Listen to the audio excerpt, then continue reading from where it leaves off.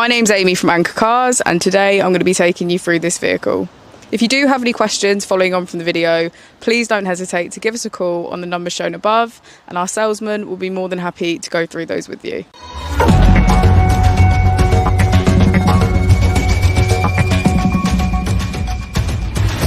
Today we have the 2022 MG ZS. This vehicle has done just under 7,000 miles. It has an automatic transmission and a fully electric motor.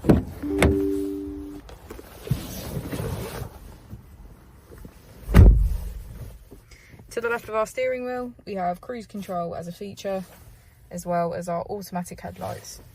On the right, we have voice control. On the first page of our screen, we can access our charging, Apple and Android CarPlay, radio and navigation. On the second page, we can access our energy management, AC, our vehicle settings, and our 360 degrees camera. The MG ZS comes with 3 different driving modes to choose from: normal, eco, and sport.